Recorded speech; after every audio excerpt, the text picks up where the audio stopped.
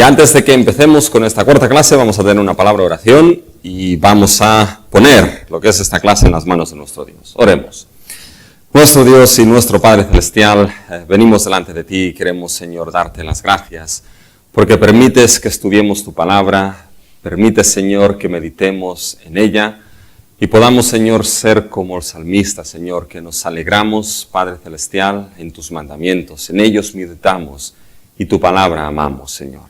Así que ahora guíanos, Señor, te pedimos que ilumines nuestro entendimiento para seguir, Señor, comprendiendo este progreso de tu historia de la salvación, tal y como tú, Señor, la has dejado escrita por inspiración en tu santa palabra. Así que bendice esta clase en el nombre de nuestro Señor Jesucristo. Amén. Muy bien, mis hermanos y hermanas, pues vamos a seguir con lo que es esta clase de teología bíblica. Y entramos con lo que es el siguiente pacto que es fundamental para el progreso de lo que es la historia de la redención, que es precisamente el pacto que vamos a estudiar hoy, que es el pacto con Abraham.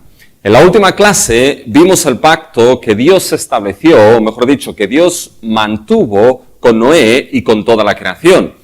Y explicamos las relaciones que había entre el pacto con Noé y la creación y el primer pacto que Dios estableció en Génesis 1 y en Génesis 2, ¿ya? Con toda la creación. Y explicamos que en el pacto con Noé y la creación, lo que hizo Dios en cierta manera no es iniciar un pacto nuevo, sino que mantuvo el pacto que estableció en el principio de todo con la creación. Era fundamental ese pacto que Dios establecería con Noé y la creación, porque Dios se comprometía él mismo a mantener lo que era la creación para que el progreso de la redención siguiese adelante y se llevase a cabo hasta la venida de aquel que sería la simiente de la mujer que acabaría con la simiente de la serpiente. Ahora bien, había ciertas relaciones, todo y que vimos paralelos entre lo que era la creación y el pacto con Noé y la creación, había ciertas distinciones en las estipulaciones que Dios establecía en el pacto de la creación y Noé, porque nos encontrábamos, recuerden, después de Génesis 3, y por lo tanto las estipulaciones debían ser un poquito distintas para estar adaptadas a la nueva situación que el ser humano se encontraba después de la caída. Pues bien, después de ese pacto con Noé y la creación, nos encontramos ahora con lo que es el pacto con Abraham. Ese pacto con Abraham, vamos a ver que va a suponer un nuevo inicio en la historia de la redención. Es más, hay algunos autores que determinan que ese es el último nuevo inicio en la historia de la redención hasta la venida de nuestro Señor Jesucristo. Por lo tanto, el pacto de Dios con Abraham va a suponer verdaderamente lo que será un momento capital en ese progreso de la historia de la redención, y vamos a darnos cuenta como verdaderamente lo que es el llamado de Abraham y el pacto que Dios establece con Abraham es visto como un nuevo inicio, es visto como una nueva creación. Ahora, cuando vamos a la historia de Abraham, evidentemente la historia de Abraham está descrita en Génesis y coge unos cuantos capítulos, pero los capítulos que son importantes para nosotros cuando hablamos del pacto es el capítulo 12 de Génesis, cuando Dios llama a Abraham, y después los capítulos 15 y 17, que nos vamos a ver que aquí en esos capítulos lo que hace Dios es establecer el pacto con Abraham y sellar en pacto las promesas que ha establecido en Génesis 12. Después en Génesis 22, cuando Dios le pide que sacrifique a su hijo, que le entregue a su único hijo, ahí en cierta manera se cierra lo que es el tema del pacto, el tema de la historia con Abraham. Dios cierra jurando sobre sí mismo las promesas que ha cerrado en pacto y que prometió en Génesis 12. Pero nosotros nos vamos a centrar solamente en Génesis 12 y vamos a ver algunas cositas de Génesis 15 y de Génesis 17. Por lo tanto, ¿cómo vamos a proceder en esta clase para el estudio del pacto de Dios con Abraham? Nos centraremos primeramente en ver lo que es el llamado de Abraham visto como una nueva creación. Nos vamos a dar cuenta de que el llamado de Abraham es descrito con lenguaje de nueva creación y hay muchas relaciones entre lo que es la historia de Abraham y lo que es Génesis 1 y 2, ¿ya? Y también evidentemente con la historia de Noé. Y después de esto lo que haremos será proceder al estudio un poquito de Génesis 12, ¿ya? y el estudio de Génesis 15 y de Génesis 17 para ver cómo continúa lo que es el progreso de esa historia de la redención a través del pacto de Dios con Abraham. Pero vamos a adentrarnos primeramente en conectar lo que es Abraham con lo que es la creación, en cierta manera. Y como he dicho, el llamado de Abraham, o la historia de Abraham, sobre todo, es vista como lo que es una nueva creación, un nuevo inicio. Y nos damos cuenta de que hay vínculos con lo que es la creación misma. La historia de Abraham empieza en el capítulo 12 de Génesis, cuando Dios llama a Abraham y le dice lo siguiente. Le dice en los primeros 3 versículos de Génesis 12, pero Jehová había dicho a Abraham, vete de tu tierra y de tu parentela y de la casa de tu padre a la tierra que te mostraré. Y haré de ti una nación grande y te bendeciré y engrandeceré tu nombre y serás bendición. Bendeciré a los que te bendijeren y a los que te maldijeren maldeciré y serán benditas en ti todas las familias de la tierra. Después de esto, si pensamos un poquito en lo que es la historia de Abraham, nos damos cuenta de que Dios le promete un hijo y ahí es cuando le entran la risa tanto a Abraham como a Sara, porque ya tenían una cierta edad avanzada y por lo tanto se preguntaban cómo es posible que de un útero prácticamente muerto y sin vida se pudiese producir vida. Bueno, es precisamente esto lo que el Nuevo Testamento describe con imágenes y lenguaje similar a lo que es la creación. Cuando vamos a Romanos, en el capítulo 4, el apóstol Pablo toma evidentemente el ejemplo de Abraham para explicar que la justificación ha sido siempre por la fe. Por lo tanto, lo que es el apóstol Pablo va a tomar la historia de Abraham para explicar precisamente lo que es esa justificación por la fe. Pero hay algo interesante que dice el apóstol Pablo cuando llegamos al capítulo 4 de Romanos, en los versículos 16 y 17. Ahí el apóstol Pablo en Romanos 4, versículo 16, dice lo siguiente, por tanto es por fe, para que sea por gracia, a fin de que la promesa sea firme para toda su descendencia, no solamente para la que es de la ley, sino también para la que es de la fe de Abraham, el cual es Padre de todos nosotros. Y ahora en el versículo 17, Pablo dice lo siguiente, como está escrito, te he puesto por padre de muchas gentes. Veremos que esto viene de Génesis 17, un capítulo capital también para el pacto con Abraham. Delante de Dios, a quien creyó, y ahora fíjense el lenguaje que Pablo utiliza, el cual da vida a los muertos y llama las cosas que no son como si fuesen. Ese lenguaje que Pablo está utilizando aquí, fíjense que es un lenguaje que suena muy similar a lo que es la creación misma. Cuando dice aquí Pablo, el cual da vida a los muertos, refiriéndose a Dios, y llama las cosas que no son como si fuesen.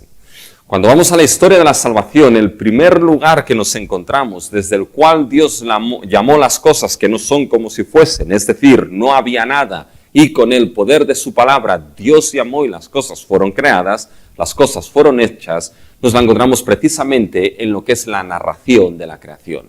Dios llamó, Dios dijo y las cosas fueron hechas. Este lenguaje de creación es el lenguaje que toma Pablo para explicar precisamente la historia de Abraham y la historia de Sara.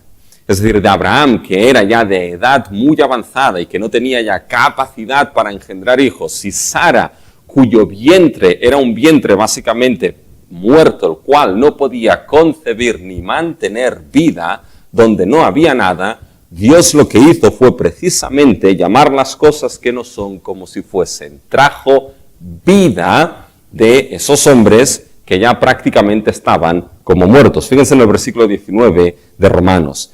Y no se debilitó en la fe al considerar su cuerpo, se refiere a Abraham, que estaba ya como muerto. Por lo tanto, es la idea de que Abraham, por su edad, ya estaba prácticamente como muerto, siendo de casi 100 años. O la esterilidad de la matriz de Sara. La idea de la esterilidad de la matriz de Sara, la palabra que ahí se utiliza es la palabra necrosis, que viene básicamente de una palabra muerte. Por lo tanto, el útero, la matriz de Sara, estaba muerta para concebir y sustentar vida. Por lo tanto, el cumplimiento de que Dios les dio un hijo, el hijo de la promesa, Isaac, ¿Qué fue? Es que Dios dio vida a los muertos y llamó las cosas que no son como si fuesen de la misma manera que Dios hizo en la creación misma. Por lo tanto, lo que hace Pablo es describir la historia de Abraham y de Sara, y en concreto lo que es esa promesa de haberles dado vida, lo describe con lenguaje de creación. Por lo tanto, cuando llevamos esto a la historia de Abraham, nos damos cuenta de que el llamado de Dios a Abraham, la historia de Abraham, es un nuevo inicio en el progreso de la historia de la redención.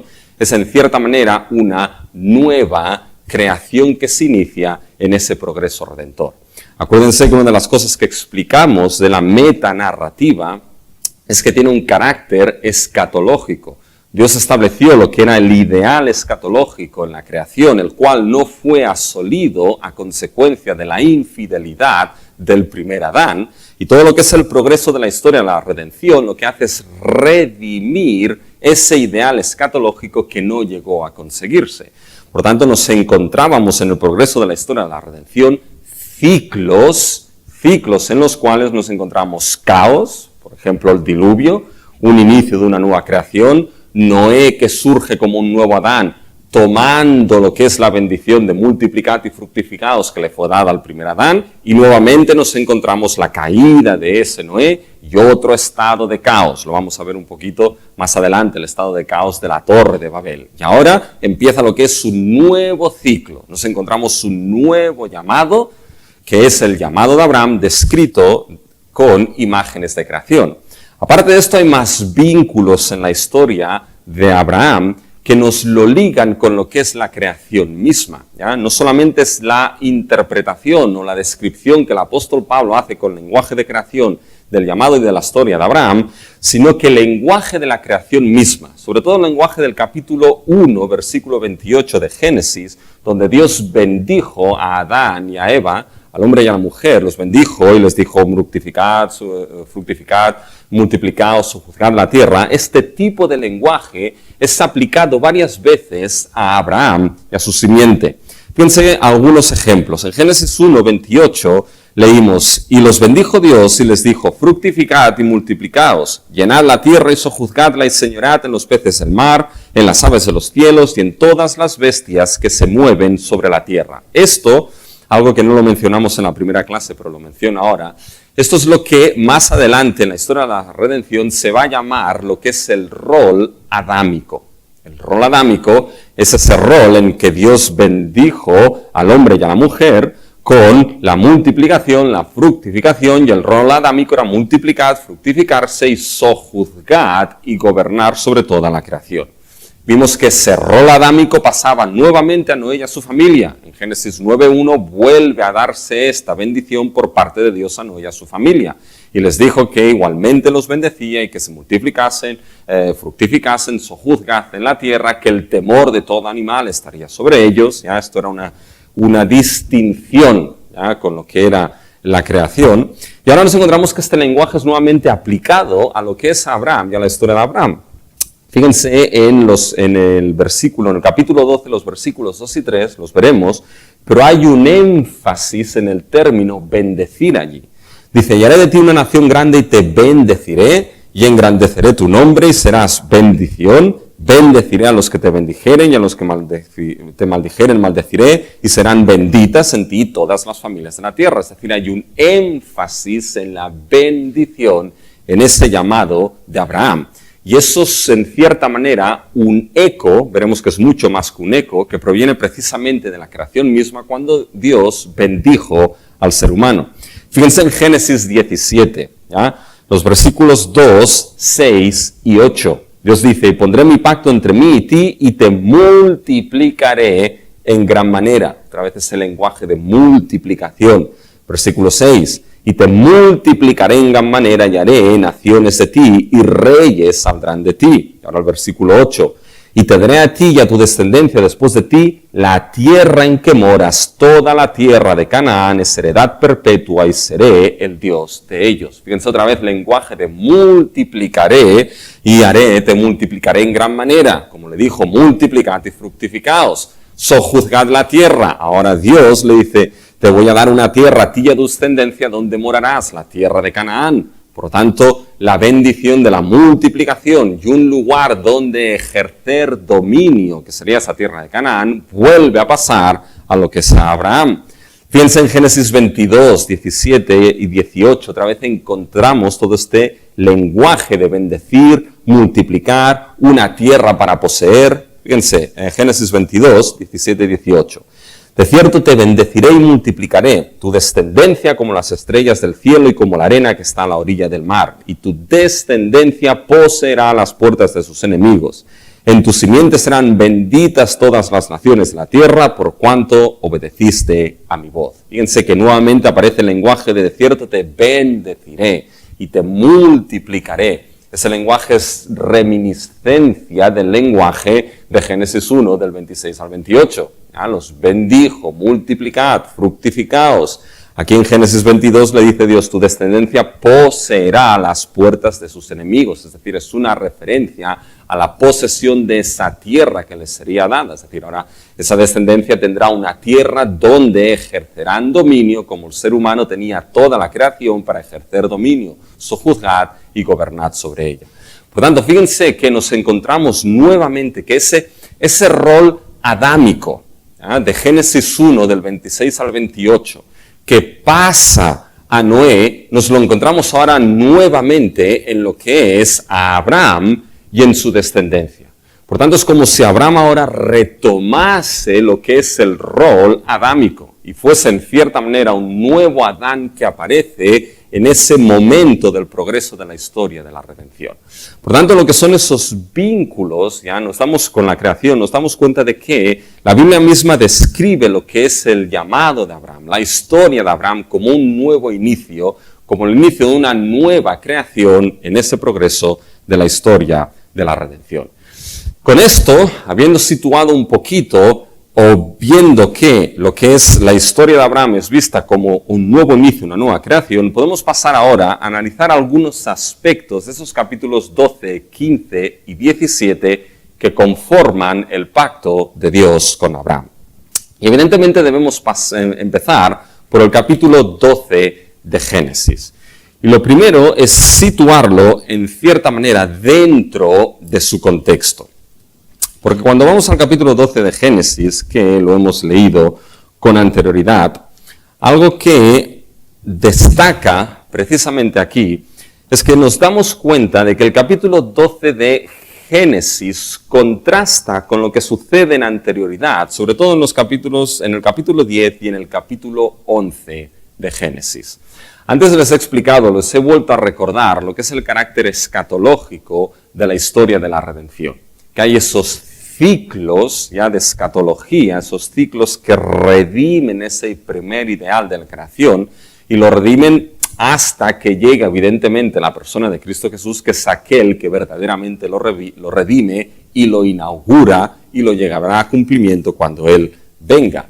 Pero fíjense que esto es lo que nos encontramos ahora aquí en Génesis 12. Nos vamos a encontrar primeramente un estado nuevamente caótico. Así como vimos el caos de las aguas en Génesis 1:2 y el caos de las aguas nuevamente cuando Dios trajo el diluvio y cubrió todo lo que es la tierra de agua, antes del llamado de Abraham nos encontramos nuevamente un estado caótico. Y ese estado caótico es precisamente lo que sucede en la Torre de Babel.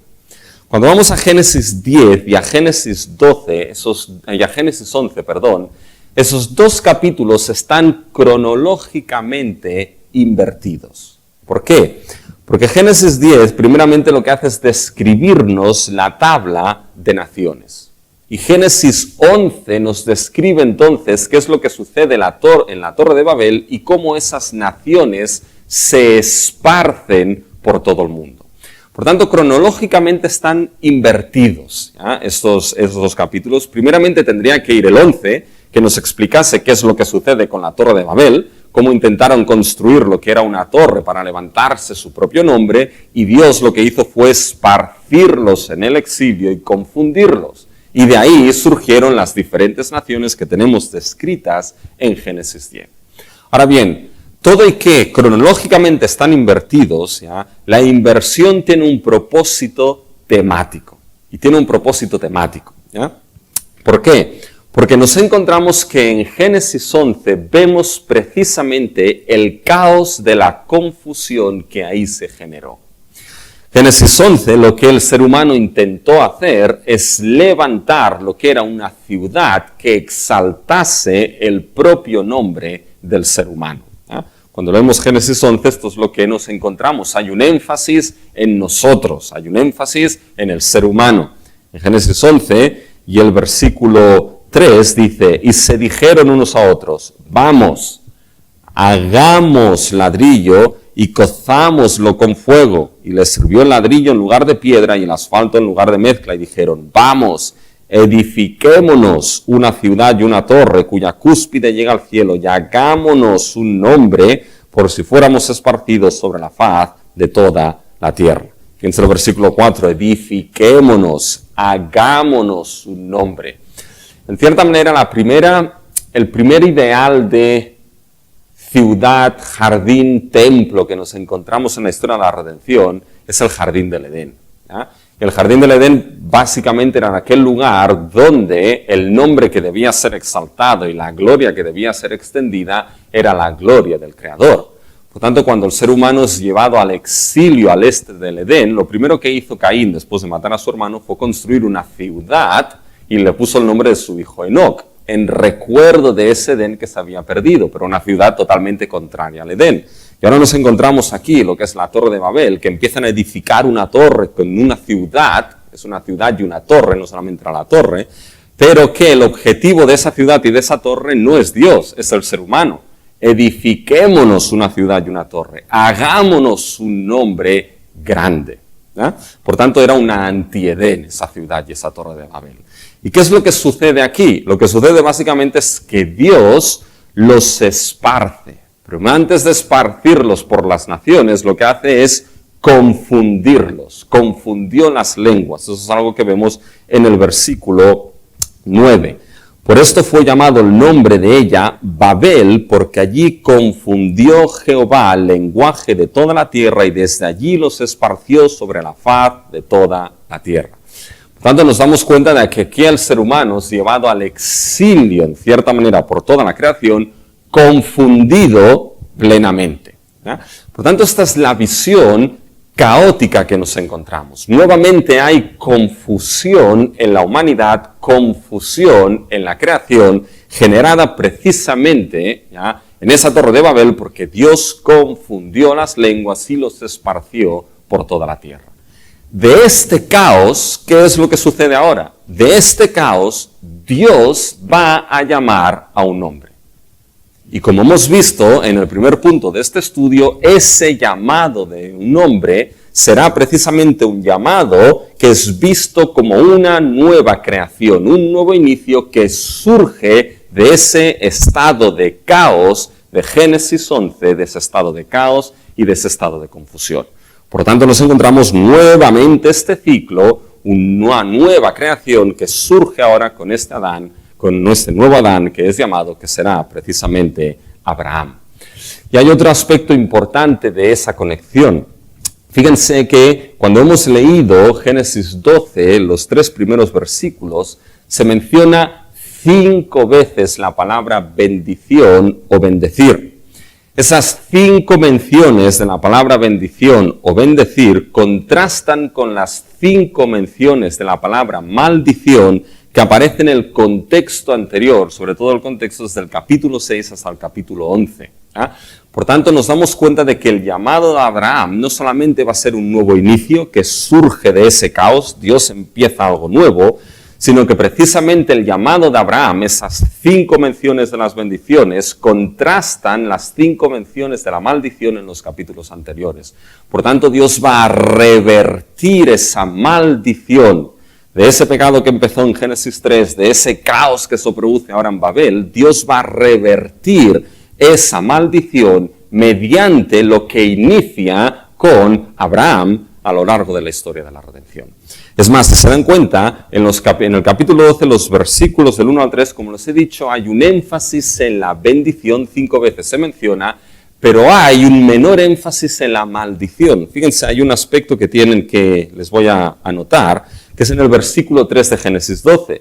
Dice, bendeciré a los que te bendijeren. Ahí es plural. Bendeciré a los que te bendijeren. Por lo tanto, la bendición de Dios alcanzará a muchos. Bendeciré a los que te bendijeren. Y a los que te maldijeren, maldeciré. Aquí la traducción de la Reina Valera no se ajusta del todo a lo que es el original, porque aquí el énfasis no es en la pluralidad, sino en lo singular. Es decir, Dios está diciendo, bendeciré a los que te bendijeren, plural, y maldeciré a los que te maldijeren. Maldeciré al que te maldijere, es decir, es singular. Ese contraste entre bendición plural y maldición singular, maldeciré al que te maldijere, nos muestra el énfasis de que lo que Dios ahora va a empezar en Abraham es algo nuevo, cuyo énfasis va a requerir precisamente, o va a recaer en la bendición que va a surgir de esa historia que ahora empieza con Abraham. Y después un tercer punto que nos permite entender cómo conectamos lo que es ese llamado de Abraham con ese caos anterior, es que fíjense que aquí hay una serie de palabras que Dios utiliza en Génesis 12, sobre todo en el versículo 2, que dice, y haré de ti una nación grande, y bendeciré, y te bendeciré y engrandeceré tu nombre y serás bendición. Bendeciré a los que te bendijeren y maldeciré al que te maldijere y serán benditas en ti todas las familias de la tierra. Hay dos palabras aquí importantes, una es nación y la otra familia. Y debo ahora decirles lo que son, en cierta manera, tres términos que son importantes y que después van a ir saliendo a lo largo de la historia de la salvación.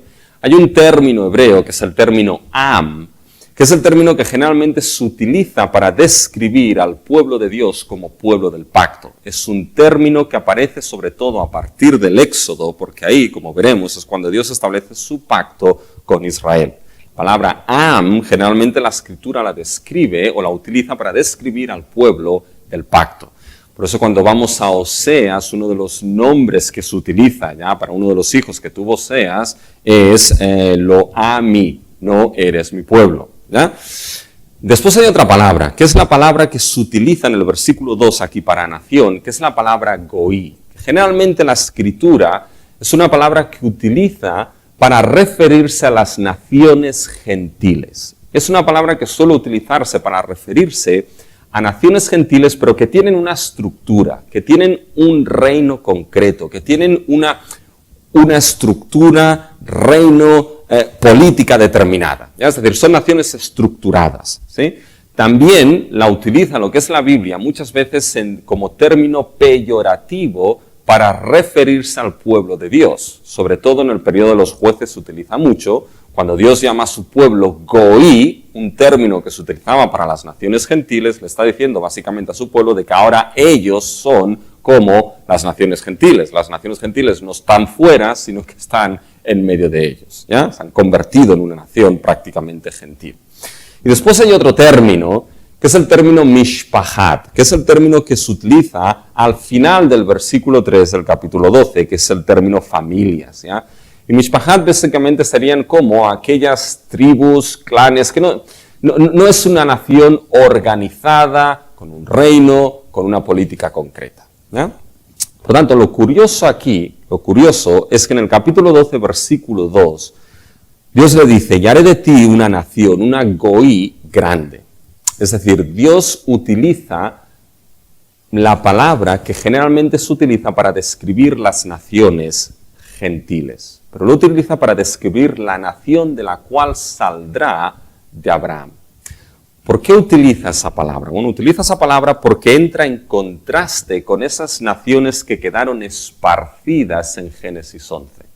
Las naciones que quedaron esparcidas en Génesis 11, a raíz del caos de esa confusión, por mucho que pudiesen ser naciones y por mucho que pudiesen tener una organización, en realidad eran naciones que no tenían ni pies ni cabeza.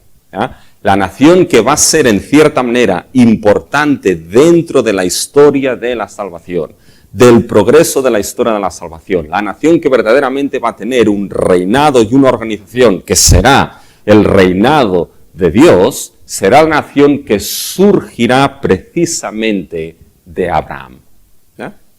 Y a raíz de Abraham serán benditas, dice, todas las familias, todas las mishpahat, es decir, esos que no tienen ninguna organización serán benditos pasando a formar parte de esa gran nación organizada bajo el reinado de Dios que surgirá y que empezará con ese llamado de Abraham.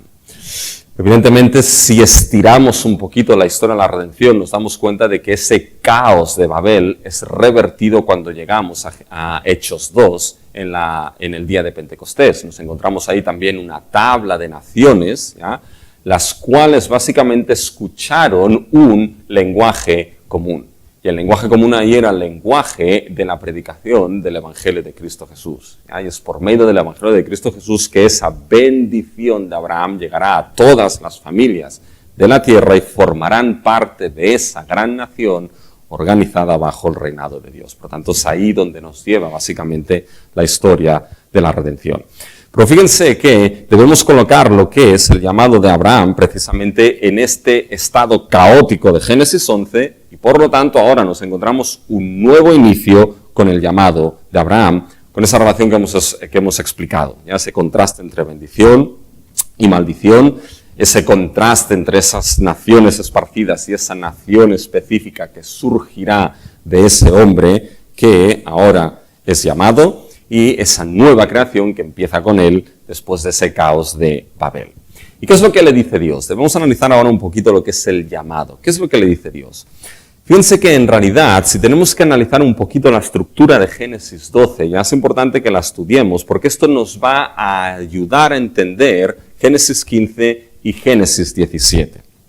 Cuando vamos a Génesis 12, los 3 primeros versículos, nos damos cuenta que en realidad hay dos mandamientos que Dios le da a Abraham.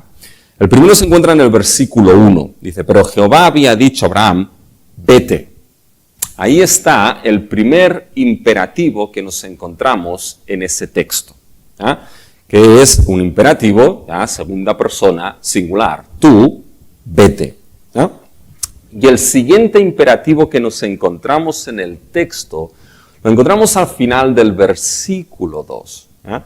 Que la traducción aquí no capta muy bien que sea un imperativo, pero es también un imperativo segunda persona singular. Que es lo que tenemos al final del versículo 2 cuando dice, serás bendición. Eso en realidad es un imperativo segunda persona singular, igual que nos encontramos en el vete del versículo 1. Por tanto, Dios le está dando dos mandamientos a Abraham, le está diciendo, vete, y el segundo le está diciendo, sé bendición. Cuando tenemos estos dos imperativos, estos son los dos verbos principales que nos marcan la estructura.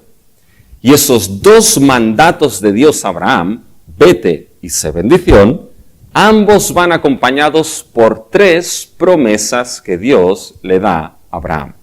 Fíjense.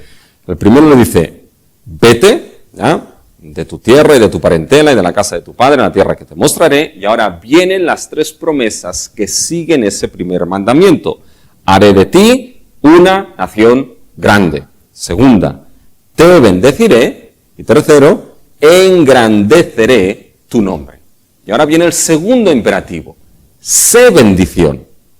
Y ahora fíjense que ese segundo imperativo viene seguido de 3 promesas. Sé bendición para que, esa es la idea, ¿ya? Abraham debía ser bendición para que Dios pudiese hacer algo a través de Abraham. Sé bendición para que bendeciré a los que te bendijeren, primera, maldeciré al que te maldijere, segunda, y tercera, en ti serán benditas todas las familias de la tierra.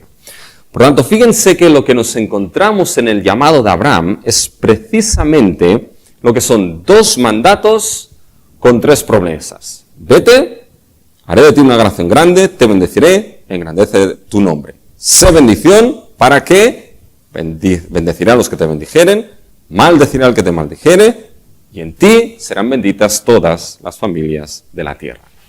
Fíjense que cuando consideramos lo que es la estructura de Génesis 12 de esta manera, nos damos cuenta de algo, de que el primer mandato con las 3 primeras promesas, aquí Abraham es el recipiente de esas promesas. Abraham será el que será hecho una nación grande.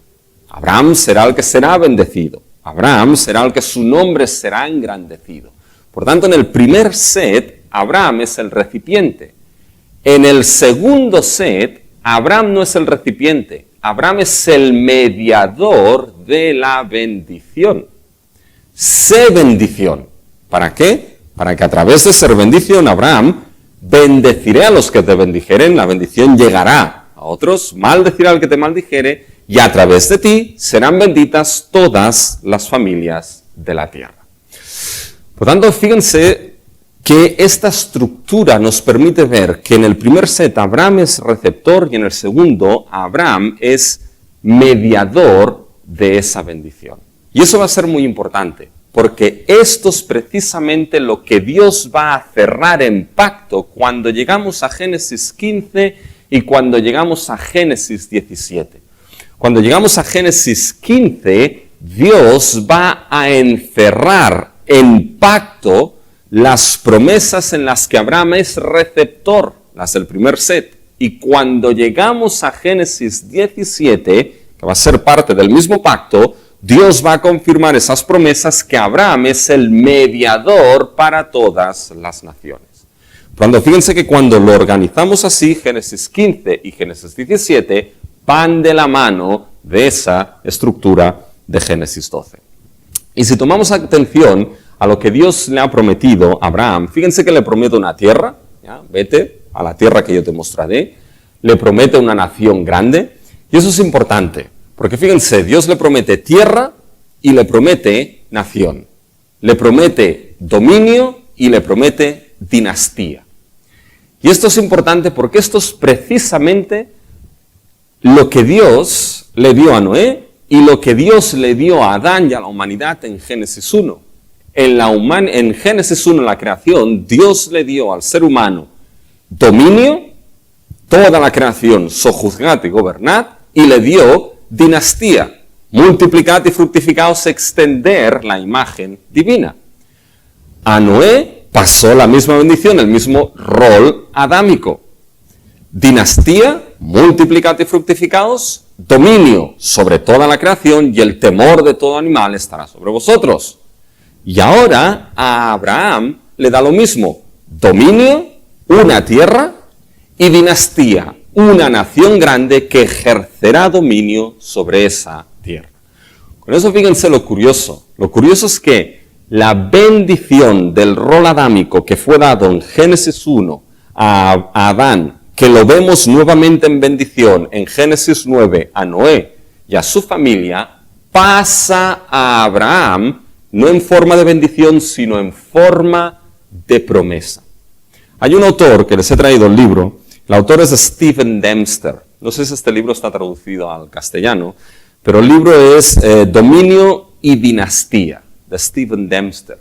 Y el autor desarrolla precisamente lo que es este tema de dominio y dinastía, donde establece que desde la creación misma Dios dio un dominio al ser humano, que era toda la creación, y una dinastía, que era esa imagen y semejanza que debían multiplicar y fructificar sobre toda la creación.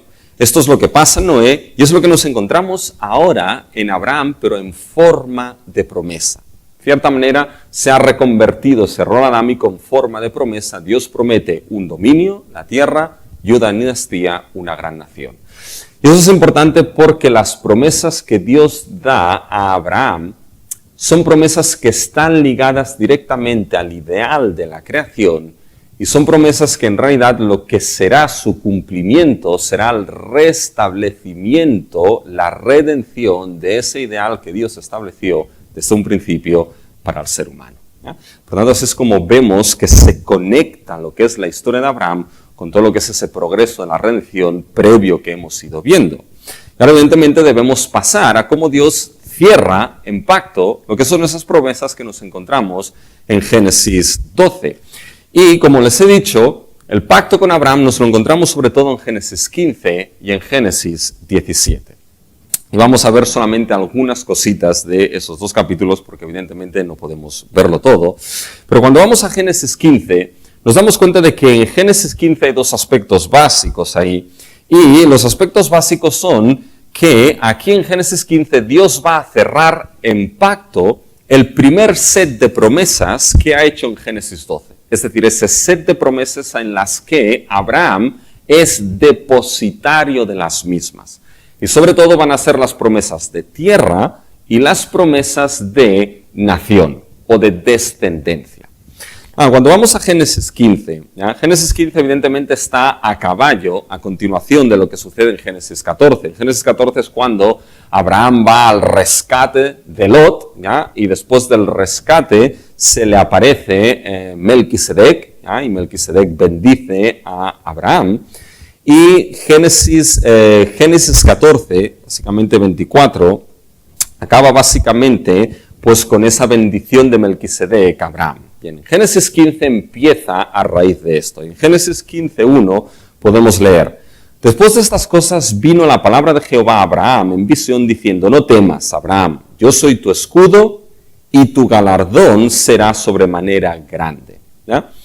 Lo que Dios le está diciendo a Abraham, él dice: no temas, ya, yo soy tu escudo, porque Abraham podía pensar, bueno, ahora que he salvado a Lot, ya, y que este Melquisedec me ha bendecido, pero evidentemente me he llevado a algunos cuantos reyes por delante, a saber qué es lo que pasa ahora. ¿Ya?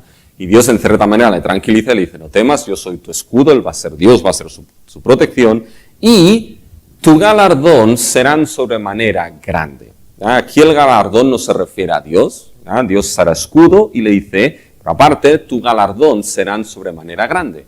Evidentemente aquí podía venir, y es lo que surge, la pregunta de Abraham: ¿cómo será su galardón grande si Dios le había prometido tierra y descendencia y no tenía ni un hijo para que esa promesa pudiese cumplirse? ¿Ya? Y eso es precisamente lo que nos encontramos sobre todo en los primeros 6 versículos del capítulo 15, ¿ya?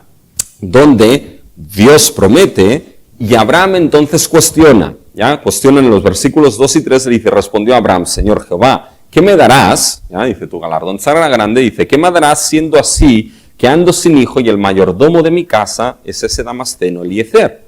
Dijo también Abraham: mira que no me has dado prole, y he aquí que será mi heredero un esclavo nacido en mi casa. Es decir, Abraham en cierta manera cuestiona, pregunta, ¿ya? Y Dios básicamente lo que le trae la palabra profética es decirle: no, será un propio hijo tuyo, literalmente un hijo de tus propias entrañas, aquel que te heredará. Y después Dios le da una respuesta visual, ya no solamente con palabra, sino que le muestra un PowerPoint Dios, ¿ya? Para ver cómo le va a cumplir su promesa, sobre todo en el versículo 5, aquí está el PowerPoint de Dios para mostrarle a Abraham que cumplirá su palabra.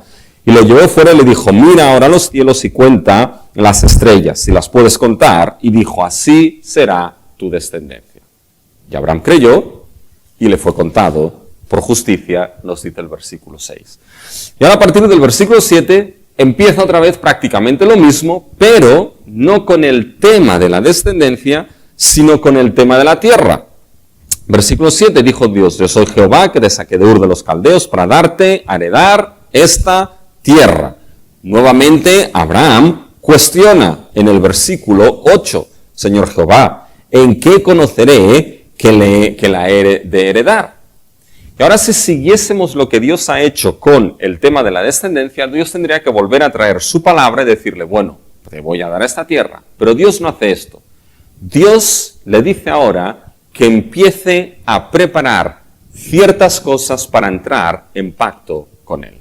Y eso sí que lo vamos a leer, ¿ya? Que es básicamente los versículos del 9 hasta el 18, que es precisamente cuando Dios le dice: bueno, la respuesta que Dios le da para el cumplimiento de esas dos promesas, que es descendencia y tierra, ¿ya?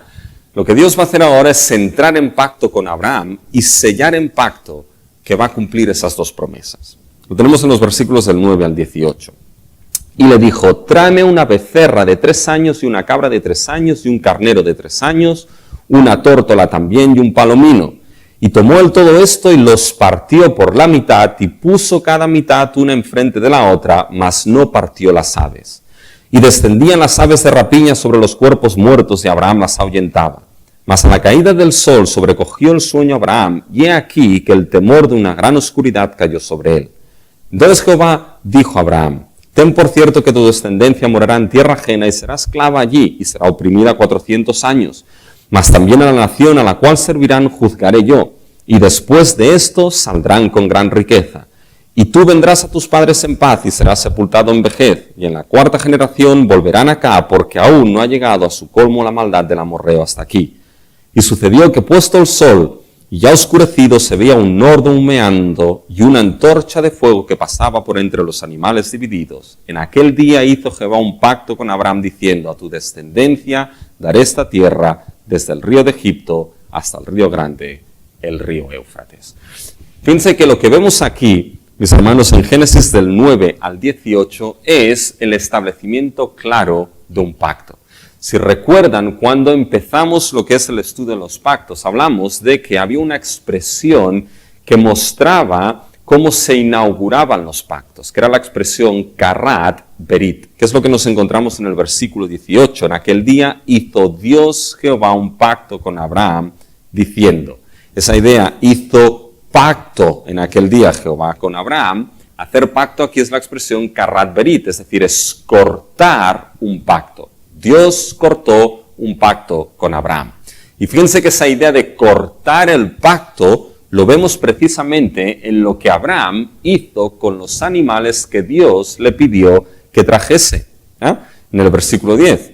Y tomó él todo esto y los partió por la mitad y puso cada mitad una enfrente de la otra, mas no partió las aves. Hay debate de por qué no partió las aves, pero no es el tema. Fíjense que partió los animales, partió básicamente lo que son la becerra, la cabra, el carnero, y puso unas mitades a un lado y otras mitades a otro lado. Por lo tanto, fíjense que ese camino en realidad era un camino de muerte y era un camino de sangre. Esa es la idea de cortar un pacto, literalmente. Y la idea de cortar un pacto, lo veremos, esta es la idea porque el pacto llega hasta las últimas consecuencias mismas, hasta la consecuencia misma de la muerte. Y entonces, cuando Dios establece el pacto con Abraham, después de que le sobrecoge a Abraham este sueño repentino, Dios en cierta manera le da un avance de lo que sucederá en la historia de la redención. De que su descendencia será cautiva en tierra ajena, será esclava por 400 años, eso evidentemente es Egipto, pero que después saldrán, y que Dios también lo que hará será castigar, juzgar a aquella nación. Esto será el Éxodo, y al final básicamente el pacto es que Dios dará a su descendencia, por lo tanto promete que habrá descendencia, esta tierra, una descendencia que ejercerá dominio sobre esa tierra que es prometida. ¿Cómo Dios asegura que esto va a suceder? Bueno, pues en este pacto Dios hace algo sorprendente, que esto es lo que algunos ha hecho que nieguen el hecho de que aquí Dios establezca un pacto. Y es lo que sucede precisamente en el versículo 17. En el versículo 17 se nos dice: y sucedió que puesto el sol y ya oscurecido se veía un horno humeando y una antorcha de fuego. Evidentemente este horno humeando y esta antorcha de fuego se refiere a la presencia misma de Dios. Es algo que después nos vamos a encontrar cuando llegamos al Éxodo, esa columna de fuego y esa columna de humo, que será precisamente la presencia de Dios acompañando a su pueblo. Por tanto, lo que nos encontramos aquí en el versículo 17, en este horno humeando y esa antorcha de fuego, es que Dios mismo es aquel que pasa entre los animales partidos. Dios mismo es el que anda ese camino de sangre, y fíjense que aquí solamente hay una parte que se compromete fielmente a mantener ese pacto y por tanto se compromete al cumplimiento de esas promesas en las que Abraham es depositario, descendencia y tierra. Abraham no pasó por ese camino de los animales partidos. ¿Por qué? Porque Abraham estaba sobrecogido en sueño, como a veces nos pasa a algunos en las iglesias que nos sobrecoge un sueño. Estaba sobrecogido el sueño básicamente y no pasó por ahí. Dios es el que pasa. Por tanto, ¿qué es lo que está haciendo Dios pasando por ese camino de sangre y muerte que representaban esos animales partidos? Se está poniendo en cierta manera Dios la responsabilidad sobre sus hombros. Y en cierta manera Dios se está poniendo él mismo bajo la maldición de la muerte. De que si ese pacto no es cumplido, él se llevará las últimas consecuencias de la infidelidad en ese pacto si el pacto no es cumplido. Por lo tanto, Dios se llevará la consecuencia misma de la muerte. Esto es lo que ha hecho que muchos consideren que aquí en Génesis 15 no podemos hablar de un pacto, porque ¿cómo puede entenderse que Dios mismo se está poniendo bajo la maldición misma de la muerte? Pero en realidad es esto lo que sucedió precisamente para el cumplimiento de ese pacto. Cuando vamos a Gálatas 3, en Gálatas 3, en los capítulos, en Gálatas 3, los versículos del 10 al 13, nos damos cuenta de que Pablo aquí lo que describe es precisamente el tema de esa ponerse en maldición. Fíjense en el capítulo 3, en Gálatas del 10 al 13. Nos dice, porque todos los que dependen de las obras de la ley están bajo maldición, pues escrito está, maldito todo aquel que permaneciere en todas las cosas escritas en el libro de la ley para hacerlas, y que por la ley ninguno se justifica para con Dios, es evidente, porque el justo por la fe vivirá. Y la ley no es de fe, sino que dice, el que hiciere estas cosas vivirá por ellas. Cristo nos redimió de la maldición de la ley, hecho por nosotros maldición, porque está escrito, maldito todo el que es colgado en un madero. Aquí Pablo toma de Deuteronomio, pero básicamente nos está diciendo que Cristo nos redimió de la maldición, haciéndose por nosotros maldición. Por lo tanto, en ese sentido, cuando Dios pasa por ese pacto, pasa por esos animales, toma la responsabilidad del cumplimiento precisamente de esas promesas en ese pacto, Dios se está poniendo bajo maldición no porque Él vaya a ser infiel, sino precisamente por la infidelidad de la otra parte. Dios fue fiel hasta el fin, hasta el punto de ser capaz de hacerse maldición por nosotros. La idea de ponerse en maldición es ese carácter sustitutorio que nos encontramos. Tomó el lugar de aquellos que iban a ser infieles. Y la responsabilidad al fin y al cabo de cumplir ese pacto, de cumplir esas promesas dadas a Abraham de descendencia y de tierra, la responsabilidad recaía precisamente sobre la persona de Dios. Eso es lo que garantizaba que esas promesas fuesen a cumplirse. Y al final nos damos cuenta de que fue Dios mismo que para que esas promesas de descendencia pudiesen cumplirse y esas promesas de tierra pudiesen cumplirse, Dios tuvo que hacerse maldición por nosotros en la persona de su Hijo Jesucristo, siendo clavado en un madero. Pero es precisamente que el Cristo crucificado y el Cristo resucitado les dice al final del Evangelio de Mateo, id por todas las naciones y haced discípulos bautizándoles en el nombre del Padre, del Hijo y del Espíritu Santo. Es decir, ahora esa bendición de Abraham que alcanzará a todas las naciones se alcanza precisamente por medio de esa simiente última que será nuestro Señor Jesucristo. Bueno, fíjense cómo ahora en Génesis 15 lo que hace básicamente Dios es sellar en pacto lo que son esas promesas del primer set de Génesis 12. Tierra y descendencia, dominio y dinastía que Dios dio a Abraham y que Abraham es el depositario. Pero ahora a partir de aquí sigue y llegamos a Génesis 17, que es el otro capítulo importante dentro del pacto de Dios con Abraham. Porque en Génesis 17 algunos determinan que eso es un pacto distinto que Dios estableció con Abraham, no tenemos tiempo de entrar a ese debate, pero no es un pacto distinto. Ahora lo que nos encontramos en Génesis 17 es que Dios va a confirmar dentro de ese pacto lo que es el segundo set de promesas que Dios dio a Abraham. Ese set de promesas en Génesis 12 en que Abraham no es el depositario, sino el mediador de esas promesas. Y nos vamos a dar cuenta de que en Génesis 17 hay un carácter, para decirlo en cierta manera, internacional en ese capítulo. Es decir, va mucho más allá simplemente de Abraham y de Sara. Entonces, cuando vamos a Génesis 17, es importante ver que en Génesis 16, Abraham y Sara la liaron, porque básicamente Sara le dice, oye, llégate a Agar, ya, para que ella te dé un hijo. Esto viene después de que Dios ha cerrado un pacto a las promesas de simiente y descendencia, así que no les duró mucho, de cierta manera, el ser fieles y mantenerse fieles a su Dios. Y en Génesis 16 nos damos cuenta de que tomaron su propia iniciativa y evidentemente pues ahí se equivocaron. ¿Ya? A raíz de esto es que viene Génesis 17. Y en Génesis 17, versículo 1, Dios dice lo siguiente: era Abraham de edad de 99 años cuando le apareció Jehová y le dijo: yo soy el Dios Todopoderoso, anda delante de mí y sé perfecto. Eso es importante lo que Dios le está diciendo aquí. Primero dice: yo soy el Dios Todopoderoso.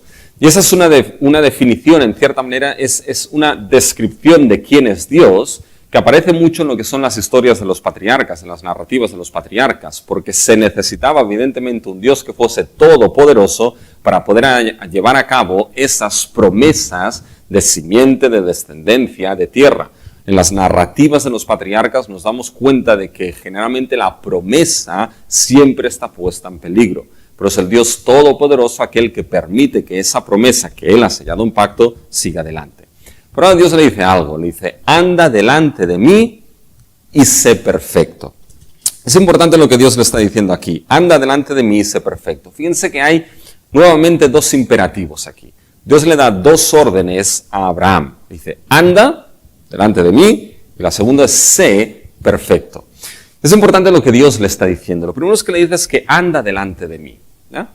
Y la expresión aquí, hay un autor que se llama Walton, que lo que ha hecho es analizar las expresiones que aparecen en las Escrituras, aquellas en las que es Dios quien anda delante de uno, y después cuando es uno que anda delante de Dios. Y en el análisis que hace Walton de todas estas expresiones, él llega a la conclusión de que cuando es Dios que anda delante de uno, la idea es que Dios actúa de protección, de salvaguarda, de auxilio, de defensor para aquella persona de la cual Dios anda delante de él. Ahora bien, cuando la expresión es que uno anda delante de Dios, y eso es precisamente lo que aquí le está diciendo en Dios a Abraham: anda delante de mí. Básicamente aquí la idea es que el que anda delante de Dios es aquel que en cierta manera anda, pero con un carácter de emisario y representante diplomático de Dios. Es decir, o representante o emisario diplomático de aquel que se anda delante. ¿Ya? Por lo tanto, aquí lo que le está diciendo Dios a Abraham: anda delante de mí. ¿Ya? Abraham debía andar como ese emisario y ese representante diplomático que representase a Dios. Y debía andar no de cualquier manera: anda delante de mí y sé perfecto. Es la misma palabra que aparece cuando se aplica a Noé, de ser justo, completo, entero. ¿Ya? Cuando se pone esta expresión de manera conjunta: anda delante de mí y sé perfecto, lo que Dios le está diciendo a Abraham es que debía andar en fidelidad y lealtad en esa relación de pacto. No lo había hecho en el capítulo 16, pero fíjense que ahora Dios le va a decir que algo que es importante en ese pacto que establece con él es precisamente que ande en fidelidad y lealtad delante de Dios, porque Abraham ahora va a ser el emisario y diplomático que representará y mediará lo que significa tener una relación de pacto con Dios. Fíjense que esto, mis hermanos, cuando ponemos aquí todo lo que hemos ido viendo, de que el rol adámico nos lo encontramos también en Abraham: te multiplicaré en gran manera, ¿ya? Multiplicaré tu descendencia.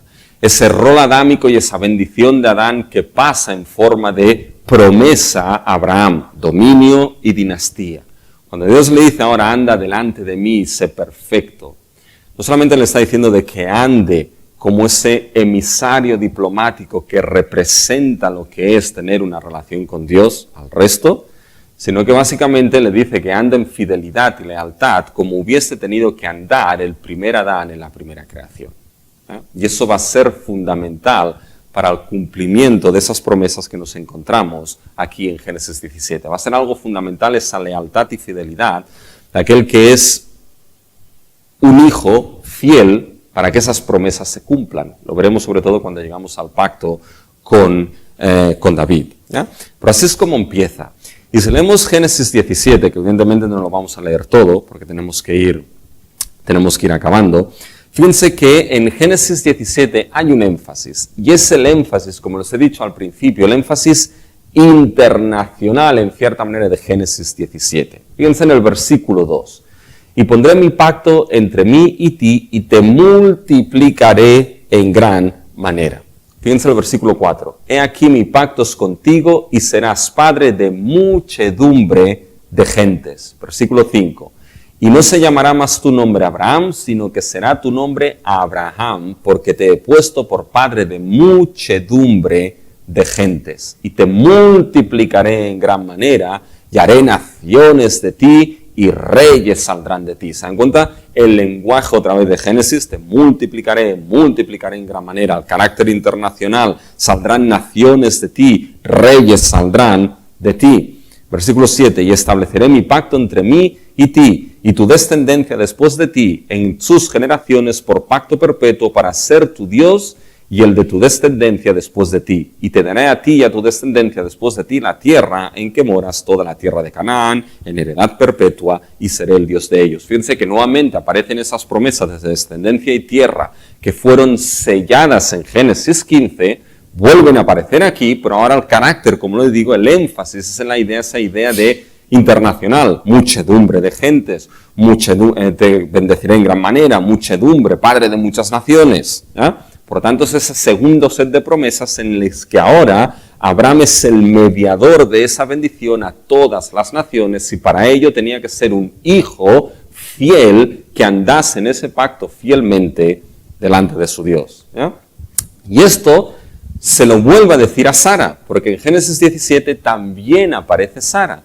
Y cuando Dios se dirige en relación a Sara, nuevamente aparece lo que es ese carácter, en cierta manera, internacional. Fíjense en el versículo 15, perdón. Aquí es donde empieza básicamente lo que Dios le dirá a Sara, ¿ya? O lo referente a Sara. Dijo también Dios a Abraham, a Sarai tu mujer no la llamarás Sarai, mas Sara será su nombre, y la bendeciré, y también te haré de ella hijo. Sí, la bendeciré y vendrá a ser madre de naciones. Reyes, pueblos vendrán de ella. ¿Se dan cuenta? Reyes, pueblos vendrán de ella. ¿Y cómo esto se va a llevar a cabo? Bueno, esta historia va a seguir mediante el hijo de la promesa. Es decir, ese carácter internacional en el que Abraham será padre de muchas naciones, saldrán reyes y naciones, de la misma manera con Sara, es decir, esa bendición en la que Abraham es mediador para las familias de la tierra, esto va a continuar a través de una simiente concreta y específica que será el hijo de la promesa. Y es precisamente cuando llegamos al versículo 19, dice, respondió Dios, ciertamente Sara tu mujer te dará a luz un hijo, y llamarás su nombre Isaac, y confirmaré mi pacto con él como pacto perpetuo para sus descendientes después de ti. Por lo tanto, fíjense, mis hermanos, de que lo que nos encontramos aquí es que ahora esta carácter internacional, esas bendiciones pasarán a través o seguirán a través de ese hijo de la promesa que será precisamente Isaac. Esto evidentemente en la historia de la salvación continúa cuando llegamos a nuestro Señor Jesucristo. Pablo en Gálatas lo establece de una manera clara, ¿ya? Gálatas en el capítulo 3 y en el versículo 16 nos deja ver precisamente que esas promesas que Dios dio a Abraham no la dio a muchas simientes, sino que la dio a una que es precisamente Cristo. En Gálatas 3, versículo 16 nos dice, ahora bien, a Abraham fueron hechas las promesas y a su simiente. No dice ya las simientes como si hablase de muchos, sino como de uno, y a tu simiente, la cual es Cristo. Evidentemente aquí Pablo hace un gran salto en la historia de la redención, porque la simiente que sustentaba lo que eran las promesas redentoras, las promesas de descendencia, las promesas de tierra, que no eran más que esas promesas que ya venían de la creación misma, dominio y dinastía, ese ideal escatológico, se sustentaban todas ellas en el hijo unigénito que le dio a Abraham, que era precisamente Isaac, ¿ya? Pero Pablo hace un gran salto en la historia de la redención para decirnos de que esa historia que vimos que es cristotélica, que se cumple en Cristo Jesús, Cristo Jesús evidentemente es la simiente última de Abraham que tiene esas promesas de descendencia y de tierra. Y cuando vamos a Gálatas, evidentemente, ¿ya?, esa gran descendencia prometida a Abraham, es una descendencia que Pablo nos va a decir que ya no depende básicamente de raza, de tribu, de lengua o nación, sino que depende únicamente de la fe, de esa misma fe que tuvo Abraham, que justifica, esa fe depositada solamente en Cristo para ser justificado y formar parte de esa descendencia y herederos precisamente de esas promesas de redención. Por lo tanto, fíjense que con ese Génesis 12, 15 y 17, en 12 Dios empieza algo nuevo en la historia de la redención, no desconectado de lo previo como hemos visto, pero una nueva creación empieza con Abraham. En ese progreso Dios añade más revelación y lo que es las bendiciones y el rol adámico de Génesis pasa en forma de promesa a Abraham, dominio y descendencia, y el rol adámico es tomado por Abraham, que continuará ahora en su descendencia. Dios sella esas promesas de descendencia y tierra en Génesis 15 y en Génesis 17 con ese carácter internacional en el cual agrandará lo que es el nombre de Abraham, lo hará padre de muchedumbres de gentes, y esto básicamente se dará a través del hijo de la promesa que entrará en pacto, que es precisamente Isaac. A partir de aquí nos vamos a dar cuenta de que la historia de la redención nos va a llevar precisamente a lo que es el Éxodo mismo, ¿ya? Y esto será precisamente en la próxima clase, así que haremos un salto de campeones en la historia de la redención y nos centraremos en el siguiente pacto, que será el pacto que Dios establece con Israel.